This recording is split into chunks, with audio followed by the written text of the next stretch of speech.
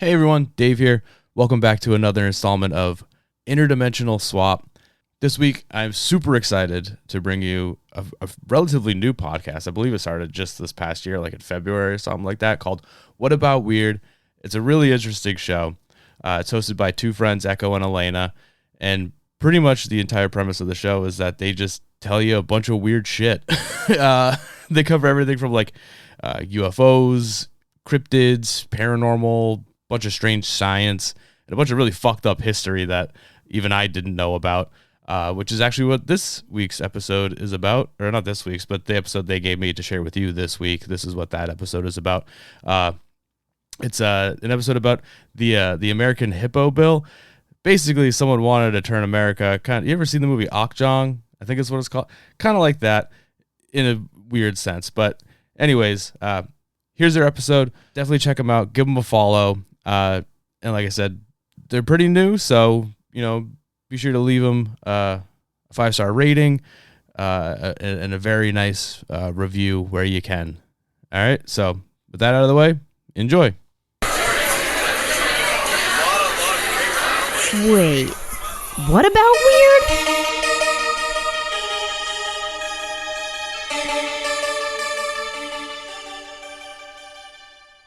Hello, my name is Elayna.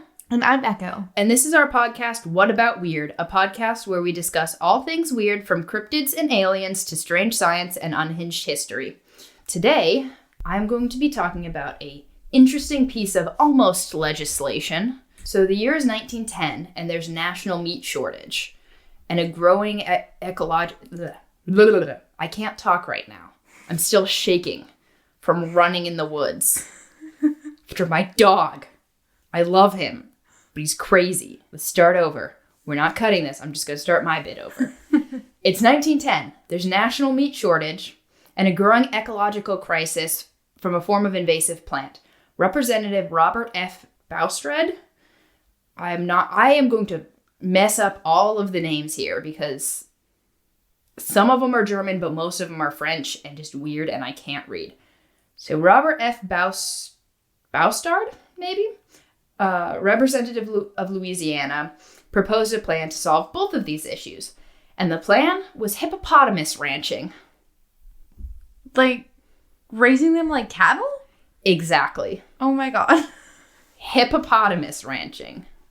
Great. That's a great idea. Yeah. What could go wrong? Yeah. It's not like they kill people or anything. It's 1910. We're still drinking mercury. Anything goes. Okay, so let's start by talking about what these problems were that they were trying to solve. So to begin with, there was a growing amount of water hyacinth. Water hyacinth is a free-floating plant known for pretty stalks of bluish-purple flower. I've seen it in you've probably seen it in gardens and stuff before here and there in containment. But it's actually illegal in a lot of places because it spreads easily if it gets out. But it has clusters of leaves and spongy stalks, and it can lift out of the water a fair bit. It's very similar to, it's related to water lilies, except water lilies are rooted. These just are free floating. They can float wherever. So do they have a root system at all? Or yes, they do. It has roots going down. Like, have you ever started a little clipping in water? Oh yeah, like when you propagate something? Yeah, think like that, except that's just the way this plant lives. Interesting. Yeah, I went down a whole rabbit hole of researching this plant before I realized I had the rest of a different topic to talk about. So the plant's roots and their stems will link to form rafts in the water and in the mud. And these were also clogging the waterways. And they were choking out native species. As the plant matter decayed, they would tangle up even more and clog the riverbed. And they were drawing, as they decomposed, it reduced the amount of oxygen in the water, and water hyacinth, even alive, reduces the amount of oxygen in the water. This was killing native fish, which people were needing to, obviously fish and eat. Right. Which, going back to the meat shortage, which I'll talk more about later, but people are using that to supplement their food. But if they can't fish because the fish are dying, what are you going to do? In addition to clogging up the waterways and killing the fish, these mats of material would build up like a dam and would cause a lot of flooding. To top it all off, water hyacinth spreads at an insane rate. It can double in mass in 6 to 14 days, which means a small amount could be a big problem in a hurry. Yeah, it sounds like the poison ivy in my backyard. Yeah. It's just half the plants around here. I tried doing the math, but my brain wasn't working. I was trying to figure out how much, how long it would take 1 square foot to get to an acre. And then I was like, I don't think I'm doing this math right. And also, who cares? Yeah. I'm going to do all this math and everybody's eyes are just going to glaze over. So you said this is 1910. Where is this at, though? Louisiana, Florida, and Mississippi. Okay, so like basically down south. Yes, like the bayou states. Okay. But you're going to hear a lot about Mississippi of Louisiana, and then a little bit about Florida, but it's mostly Louisiana because the guy proposing this is from Louisiana. Okay. And that's where it took over the most. And that explains all the French names. Yes. Okay. Yeah. Yep. So water hyacinth is native to South America. It was introduced to North America at the 1884 New Orleans Cotton States Exposition, which is similar to a World's Fair. Mm-hmm. It was given out to attendees as a little like freebie ornamental water plant to spruce up their home ponds and stuff. And attendees thought it was so beautiful, they brought it home, put it in their ponds. If they didn't have ponds, they put it in creeks and rivers and lakes behind That's really terrible. land. And from there, it's just spread. It spread like wildfire, taking over. And remember, I said it will multiply to twice the mass in 6 to 14 days. So in less than a month, your pond could, depending on how much they gave you, a little like koi pond could be totally filled in like a month. Okay, so now we've talked about the water hyacinth. Let's talk about that meat shortage I mentioned. So why was there a meat shortage? There was a population boom at the time. I was reading that the population had boomed by about 21% from the 1900 census to the 1910 census. And this was due to a number of factors. One, a lot of medicine was improving, so people were living longer, children were living longer, people weren't dying as early, people weren't dying from all kinds of disease, and then there was better farming, so people were able to get nutrients better, so they had a better, why is my brain not working? Immune system. Why did it take me so long to come up with the word immune system? I'm like, it has to do with sickness. Yeah, it's the sick system. When you're malnourished, you're way more likely to... Exactly. Mm-hmm. And there was also a lot more transportation, better transportation. Transportation was faster and safer than it had ever been. So people were immigrating en masse to America, and it was putting a lot of stress on the food supply. Mm-hmm. Yes, the farming techniques were getting better, but there were more people coming, more people living, and it was putting stress on agriculture. In addition to the increased population, there was a lot of diseases going around, the livestock that was killing off cows and stuff. I had a hard time finding what diseases were going around. I'm assuming probably mad cow or something. I don't know. I am not a cow expert. Cows can get tuberculosis. Bovine tuberculosis. Maybe. Yeah, you would know more about cows than I would. All of this was with the meat industry going through a lot of stress from the diseases, and then stretching that pressure even thinner with the increase in population. A lot of people were forced to turn to vegetarianism out of necessity and out of cost. We fucking hate that, America. Yeah, we can't say, especially in 1910. No, we eat steak. Bacon like fat. Man. I think I have it later on, but some people were so upset about not having like meat, and it was there's certain nutrients you can get from meat that people hadn't figured out how to create supplements for. Right. Like vitamin B12 and stuff. Did we even and understand like protein and stuff back then? I don't know when we started. I don't know. With like nutritionalists or whatever. But So a lot of people weren't getting the proper nutrients they need from meat, and a lot of people were considering eating horses and even eating their pets. Oh my god. Or wild animals and stuff. And it wasn't directly related to all of this. But only 4 years earlier, the book The Jungle by Upton Sinclair, I think that's how you pronounce his name. Yeah, that sounds right. Upton Sinclair, who's a muckraker journalist.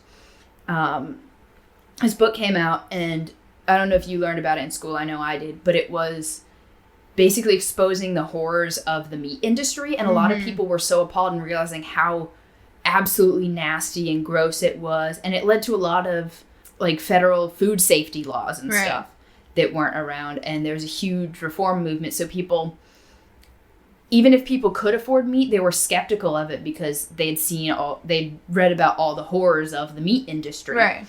And it didn't directly lead to, this book didn't directly lead to the Hippo bill being put forth, but it opened people's eyes to the possibilities and made people more open to it, to the possibility of eating hippo meat, because they were under the assumption it would be cleaner and safer and nicer because it's going to be out in the wild. And so the hippos would eat they were known to eat water hyacinth. I have it somewhere. I'm not sure where, but okay, I have it coming up. But the hippos were known to eat water hyacinth in Africa where it had been introduced. So they were like, well, we'll bring the hippos, we'll ranch the hippos, and they'll get rid of the water hyacinth.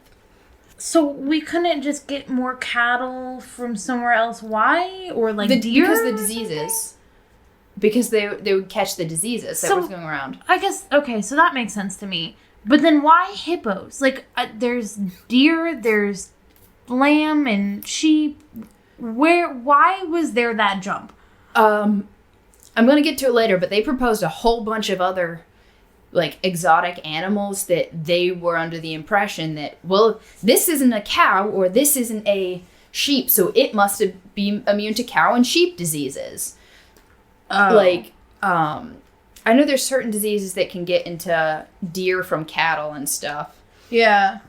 But, like, they're like, we'll have Tibetan yaks in the Rockies and stuff. I'll talk about that later. But there's, like, probably almost no scientific basis at this point to actually know whether or not these are, like, transferable diseases between these different species. So they're just fucking, I don't know. Because I said so, and I'm a science man. They're like, let me think about the most insane fucking animal that I could think of, and we're gonna eat that because it couldn't possibly get these diseases. And because they don't look mean, and also they're like 3 times the weight of cattle. You know what? You take the effort to raise one. I don't know how much this man did. I'll get into his background of Broussard's background, but I don't think he was the person in charge of doing a lot of farming, so... Oh, okay. But I think his assumption was, well, one cow is only the third of the weight of one hippo, so what could possibly go wrong? So the answer to both these problems that the government, specifically Robert Broussard and some pals of his came up with, was lake cow bacon. That's what they were calling it. Lake cow bacon? Lake cow bacon. This was a name that was come up with words. This name was come up. I don't think that's right. I can't talk. New York Times created this name. There we go. It was the New York Times. Blame it on them. It's terrible. I would not eat something named that. Lake cow bacon? It doesn't sound appetizing. If I saw it at the grocery store, I would say no thank you. See, I'm picturing like a terrible, terrible cross between a cow and a pig in a little swimsuit on a floaty. Lake cow bacon. It's like fucking green for some reason. I even put in my notes, if this seems out of left field, just hear Louisiana Representative Robert F. Broussard out. And you're just like, no. I got to this point, I was like, no. What if I don't want to hear him out? So like I said, hippos had been known to eat water hyacinth in Africa, where it had also been introduced and become invasive. It was introduced all over the... So they're like, this is going to address our problem with this like overpopulation of this plant, and we're going to eat them.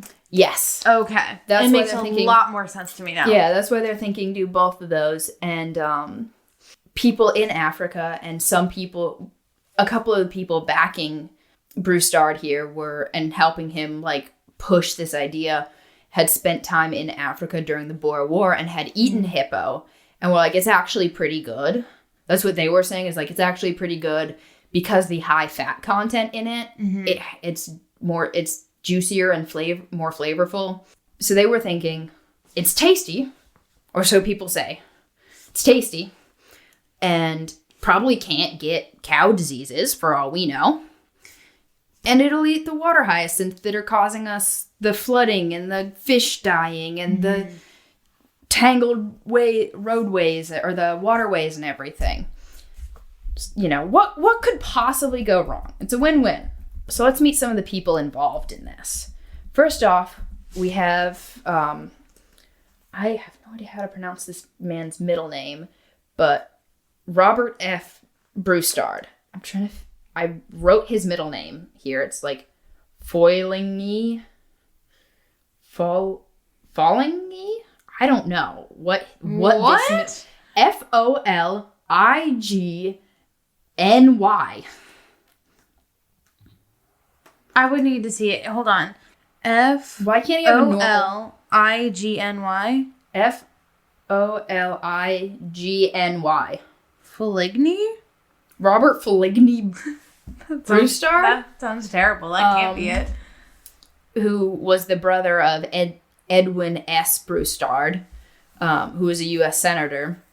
Robert was a representative in the Louisiana House of Representatives.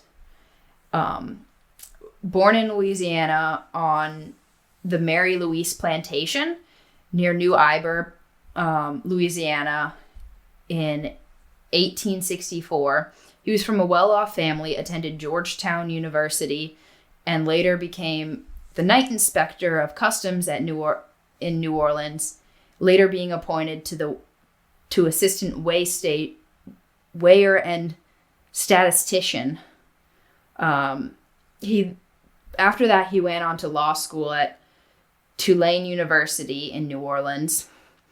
After graduating in 1889, he was admitted into the bar the bar exam the same year and began practice in New Iber. And then I have a whole bunch of other shit I copied and pasted from the Louisiana House of Representatives website that really doesn't matter. It's just a list of... Like, do we care about this man this much? Point being, to wrap this up, he went to university, he went to law school, he did some stuff between university and law school. He was from a well-off family, and he grew up on a place that used to be a plantation. Okay. So well-off. That's why I said, given his past, I don't think he was the one ranching anything. And being a person in law school, yeah, it makes him well equipped to write a bill of sorts, but I don't know, this being a sort of agricultural and ecological bill, I don't think he has any fucking idea what he's talking about. No. He is the man to, like you said, write the law, not everything else. So the next character on the roster we have is Frederick Russell Burnham? I think it's Burnham. He was one of the key supporters of the bill, and he was dubbed by multiple sources, and I quote, the most interesting man in history. I read so many articles on this man. I think we should do an episode on. He was just there. He was in the frontier of America for so many historical events just accidentally. Like, why haven't we heard of him then? I've literally never heard this man's name ever. He is the inspiration for the Boy Scouts of America. He didn't found them, but he was the inspiration. So he was born in southern Minnesota. I wrote, his early life was riddled with fascinating stories and historical events, but I'm going to pass over it for the sake of brevity. Because I was reading it and it was like, there's nothing much for the first like 6, it was like right when he was born, there was some stuff, and then nothing until he was like 13, and then it's 13 to like every single year there's something going on in this man's life. And I'm like, okay, let's not, this man had a lot going on. So Burnham was an American scout, an adventurer, and a soldier who was very well known at the time for his exploits across American West, Africa, and other parts of the British Empire. He grew up on the frontier, and he was an expert frontiersman, marksman, tracker, and he gained a lot of early experience as a scout during the Apache Wars. When he was older, he went to Africa, where he served as chief of scouts under Lord Roberts, who is considered the most successful British commander of his time. Wow. During the Second Boer War in South Africa, where he had seen hippos eating water hyacinth, and he had eaten hippo meat, which is why he's part of a supporter for this. Right.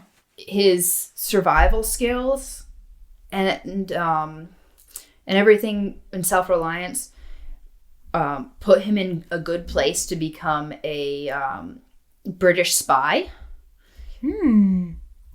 Is outside of just military service, he befriended Robert Baden-Powell during the Matbull War. I don't know if I'm pronouncing that right, in Rhodesia. This man's just all over the place. Just throw a dart at a globe and this man was there.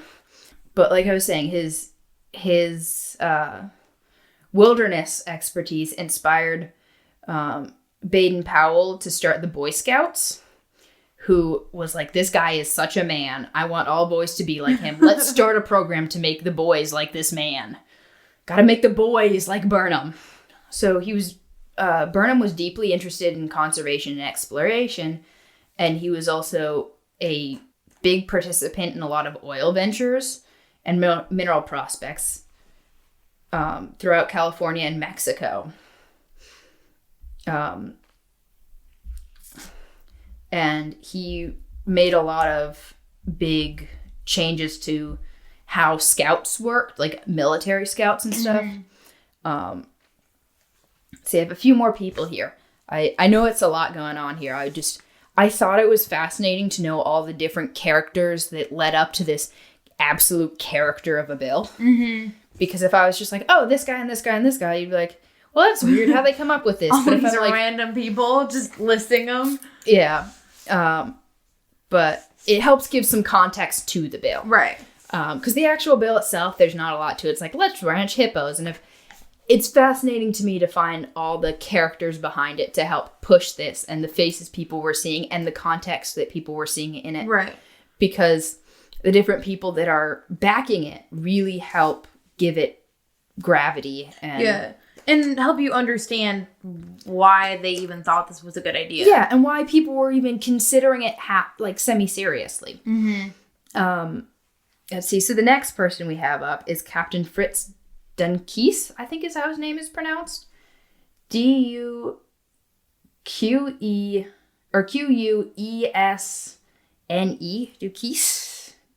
Duquesne. Good old Fritz D. We'll call him Fritz D, if I remember. I wrote his last name. I wrote a lot of these guys' last names. God, I'm terrible with names. Me so too. Bad. Me too. What episode was it where we called someone like Rampton Stambert? Oh, yeah. Rambert Stambert Lambert. That was it from Lambert, Jeff the Talking Mongoose. Yeah. That's just why we're bad at names. It's just Rambert Stambert Lambert. Peak name right there. So we'll call him Fritz D. Try to remember to call him that. Or Duquesne. You could Hessen? go really hard and like try and do an accent and everything. Don't put the pressure on me. I can't do accents I can do accents when no one puts pressure on me. Oh, okay. Well, sorry I asked. Yeah. Be sorry. Be very sorry. Feel bad. Duquesne. Okay, I need to. This is gonna bother Bring me. up like the AI voice and it's gonna be so off. It's gonna Duke Esney, actually. Dukesney? That might be close. I don't fucking know. Dukesney? It's gonna be like 10 minutes of Elayna being like, do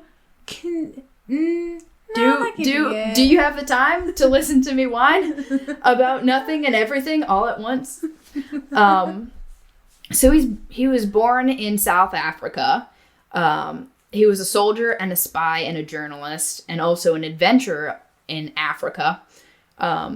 He did a lot of sabotaging and deception. It was sort of his whole bag was like intelligence and sabotage. Imagine like being like your job title. What are you good at? Intelligence and sabotage. I'm good at sabotaging intelligence. Put that on a business card. So he fought against the British during the Second Boer War. Being from South Africa and fighting in this war, he had eaten hippo. Mm-hmm. Seen hippos eat the water hyacinth, which is part of the reason why he was backing this.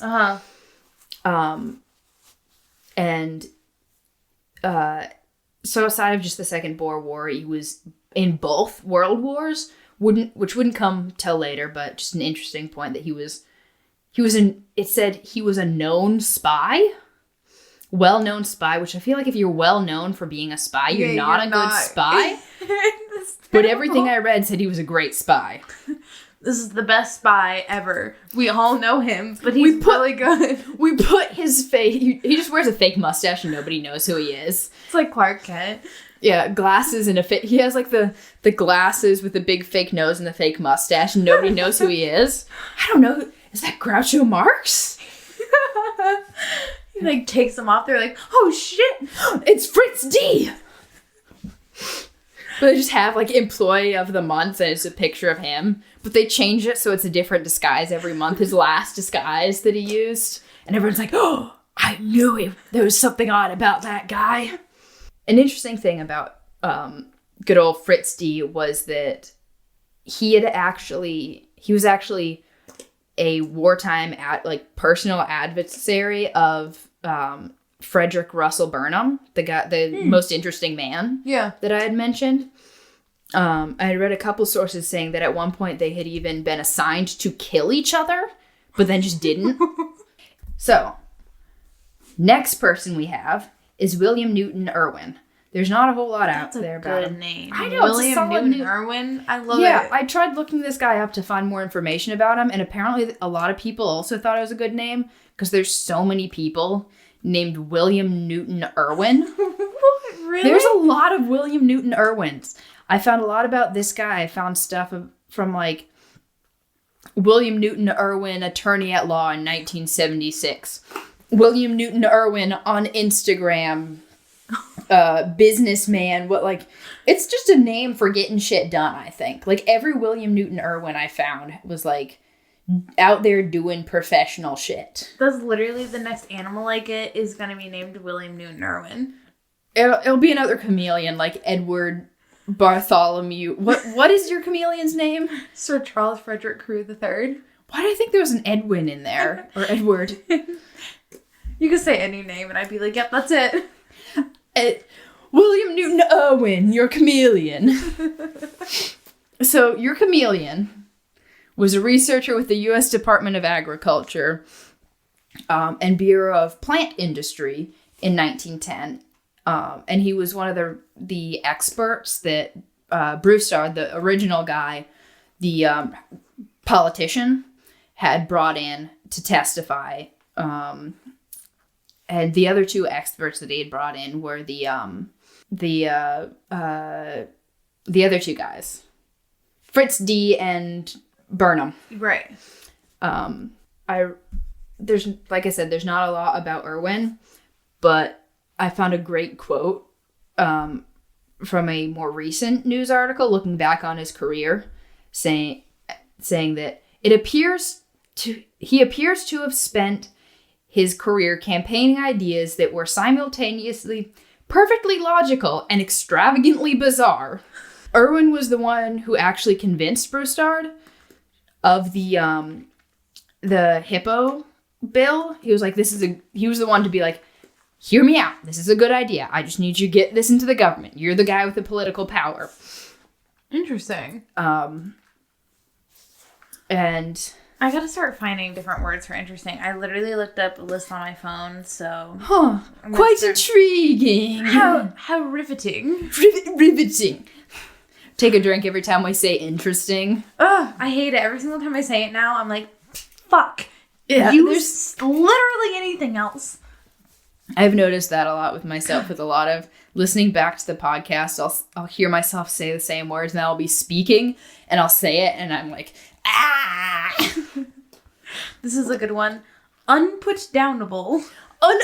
Unputdownable. William Newton Irwin is unputdownable. As the U.S. Department of Agriculture's Bureau of Plant Industries 1910, he's quite unputdownable.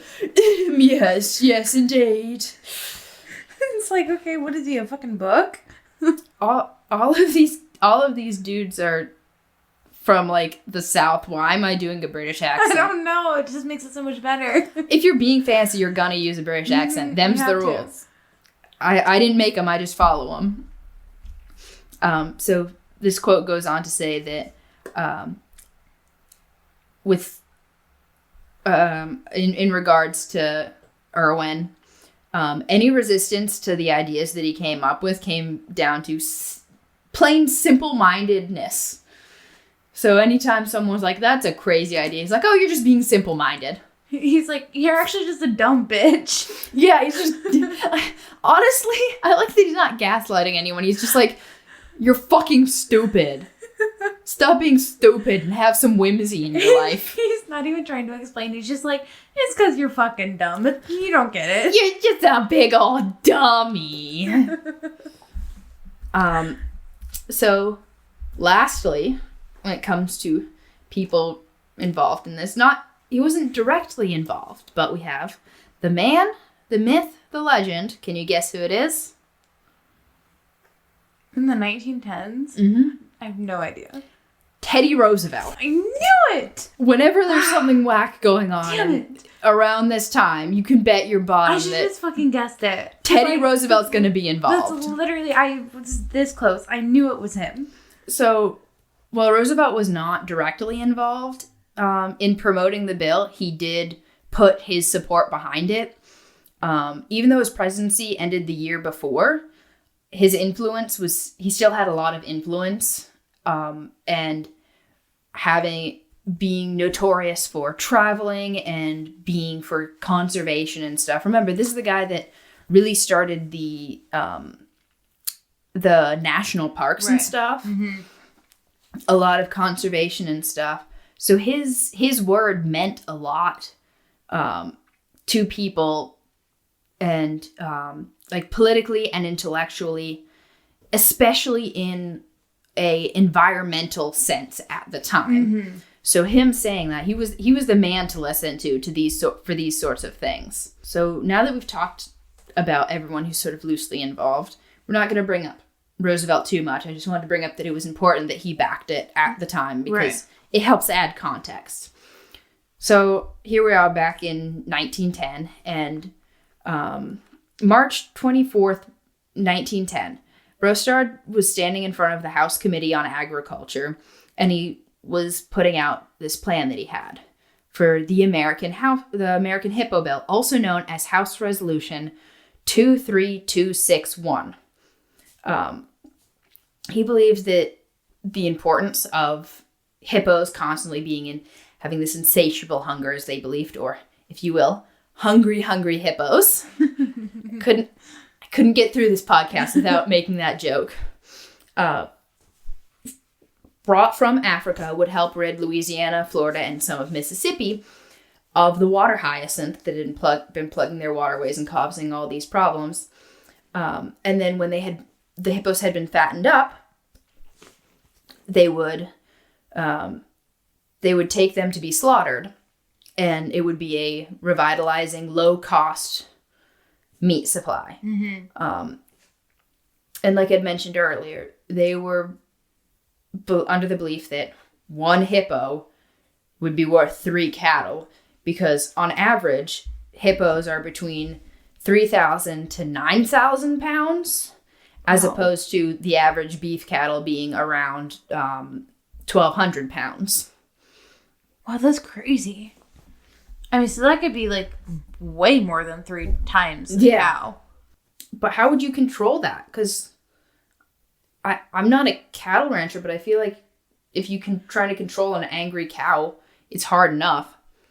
That's the thing is, you can drive cattle on a horse, or like get on a fucking gator, and like gator, not as in like alligator, you know, like one of those. I'm thinking they look like a golf cart, except they're not. A 4-wheeler?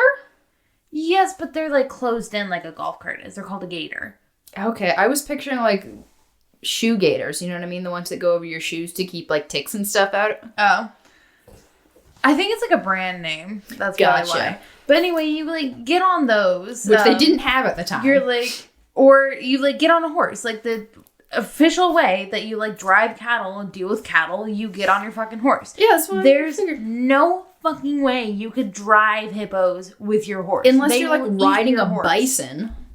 Yeah. I mean, maybe. So, I know we've already run a little long on this. That's okay. I have like 7 pages on this. Wow. I went deep. If I hadn't done all the research on the people behind it. But so the news was really pushing it. Like I said, the New York Times had dubbed it like cow bacon.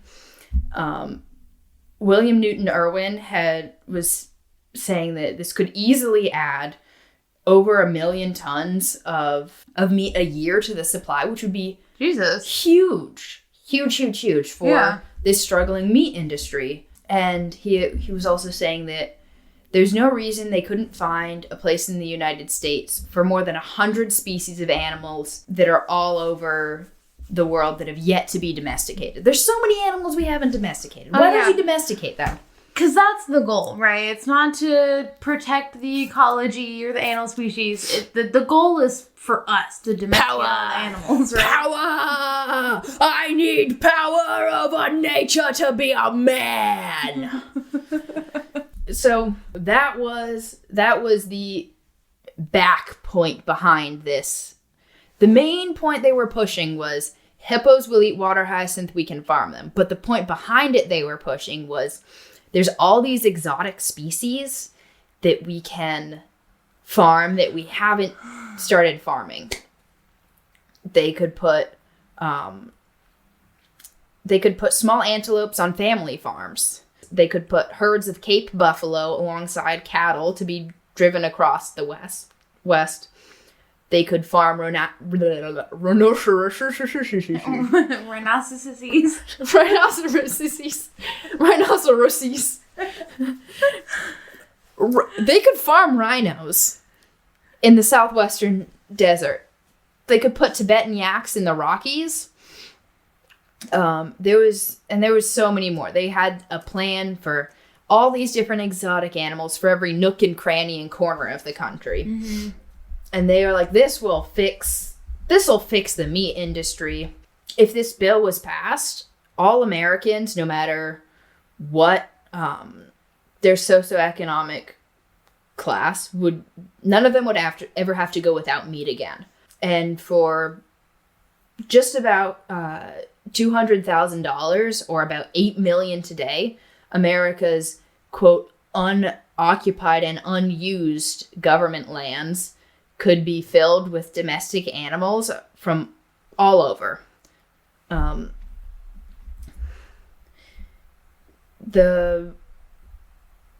the past, the U.S. had already imported foreign animals between 1891 and 1902, over 1,000 reindeer had been brought from Russia to fill the vacancies left by diminished caribou herds in Alaska.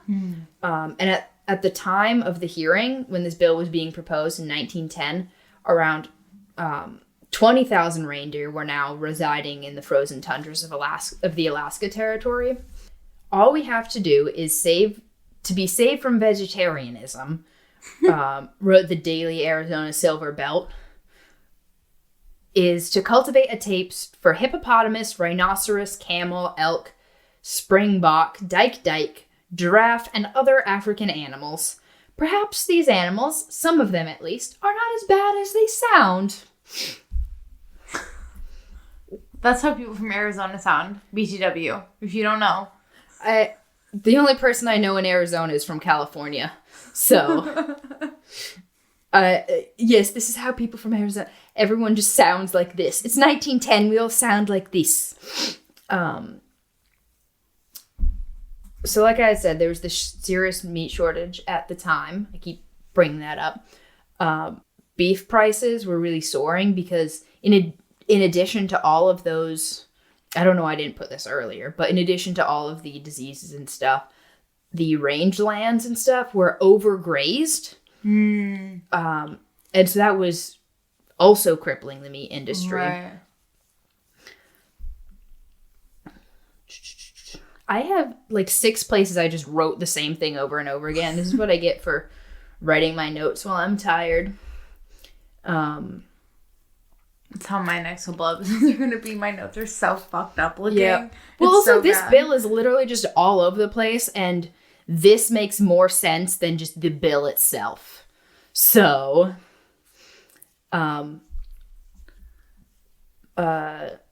So, what did the actual bill say? Like, I have some quotes from the bill at the very end of this. We'll get to. But the problem with,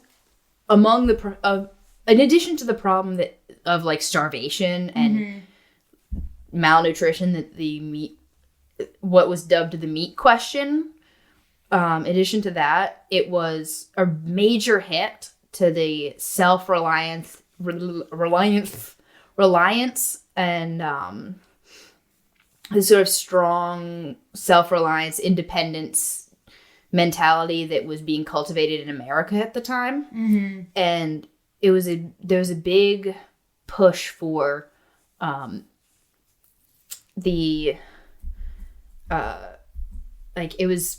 since people were pushing and pushing and pushing for so long on all of their resources, all of their land, they had started to hit the boundaries. First, they started to hit the boundaries of the land, of their resources, and there's this creeping feeling of, oh shit.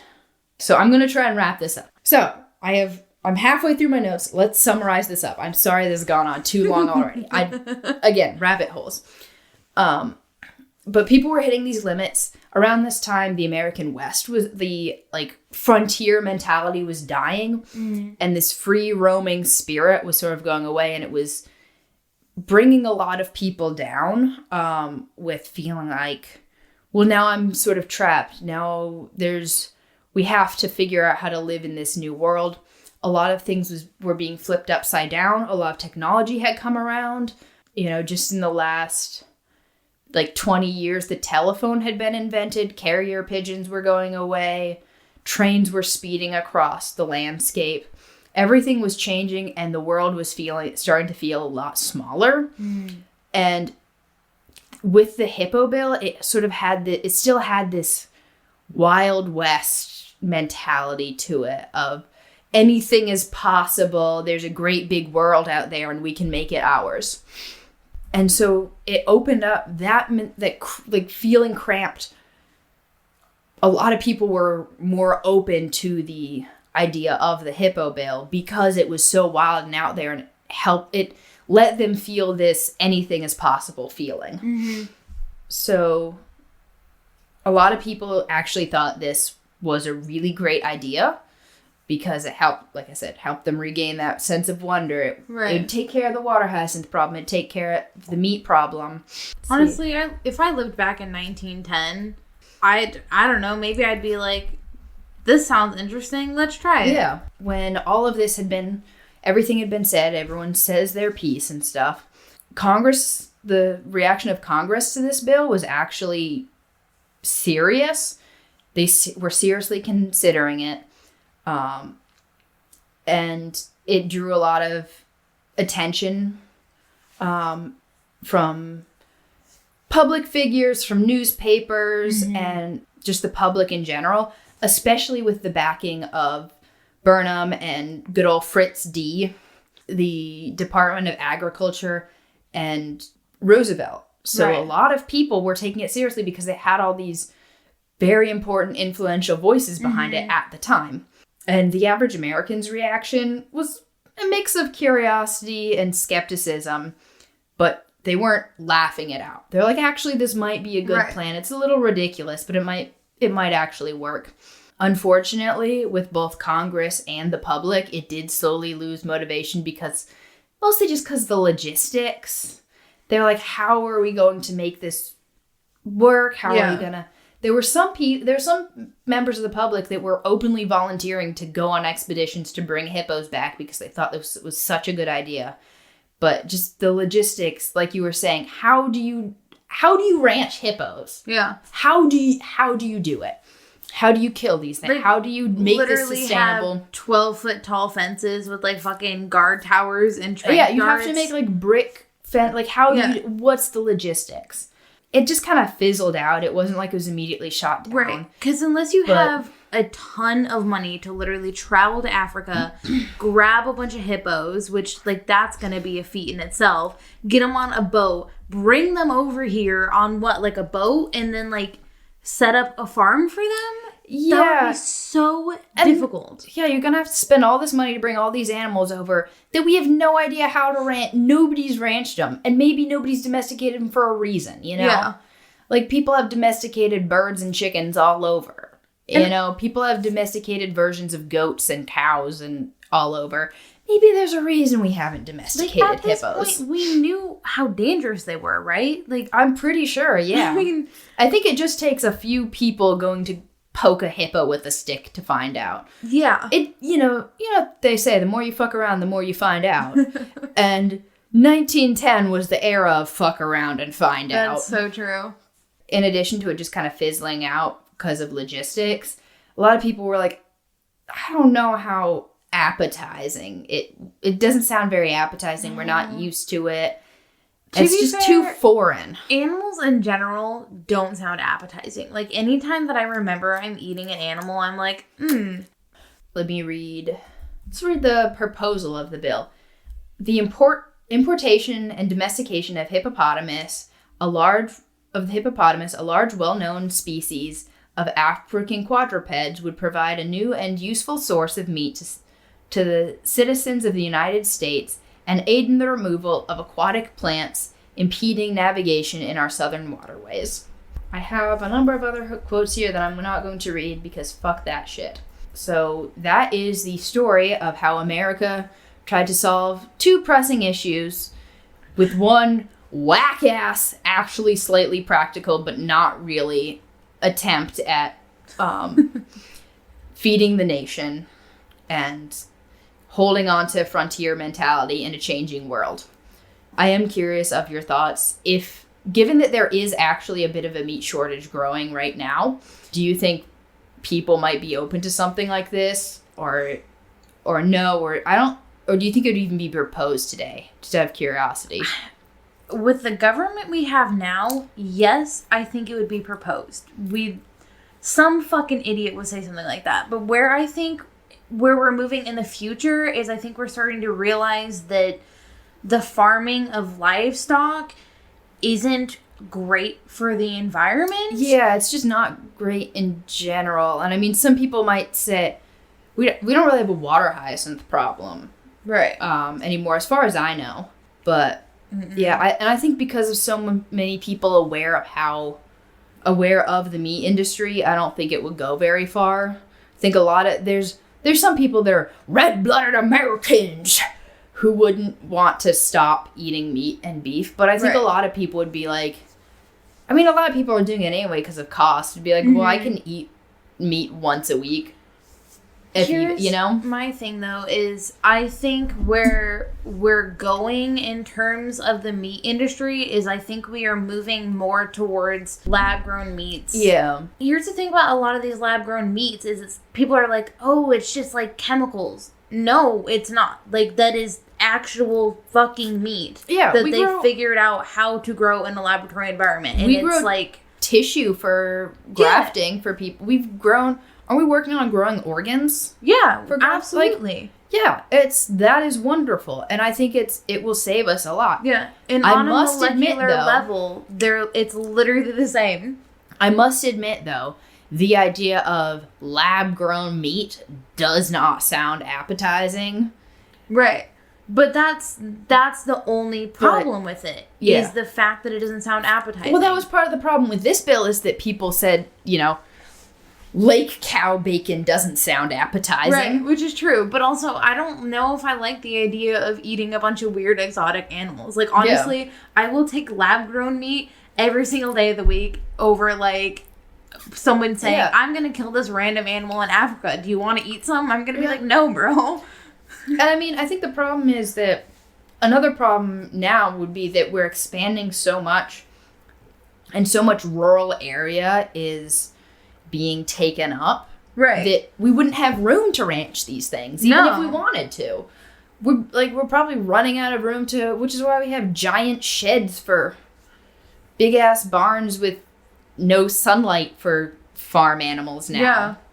You know? Like, it's only gonna get, as our population grows, we're only gonna become more crowded to the point where there's not going to be a whole lot of agricultural land left. And so we're either going to be forced to, like, shove all of our livestock into even smaller spaces, or we're going to be forced to find either meat alternatives or lab-grown alternatives. Because, like, I don't know. Or meatless alternatives. We're going to have to find alternatives. Yeah.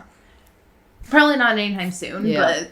Like, maybe not in our lifetimes, but this is definitely something that, it's going to become a pressing issue. Yeah, like, scientists are already thinking about and considering, so. Yeah, given the time, we should probably start wrapping up. Sorry it lasted so long. I do want to read this one thing I found on, I'll post this picture on the Instagram. I have a bunch of these in my file, so I remember, but I found this great picture on, Wikipedia. On the Wikipedia page for this bill, it's a picture of two hippopotamuses, and it just says, 2 hippopotamus in their natural habitat, which is not Louisiana. That's where I'm going to end it for now. Thank you for listening. If you liked it, please rate the podcast and share it with the weird people in your life. Follow us on Instagram at whataboutweird.pod, where we often share pictures related to the episodes. If you have any topic suggestions or personal weird stories, please DM us or email us at whataboutweirdpod@gmail.com.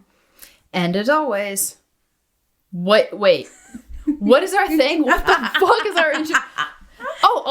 Always remember. And as always, fuck you. Okay, go again. Always remember to ask about the weird. Bye for now.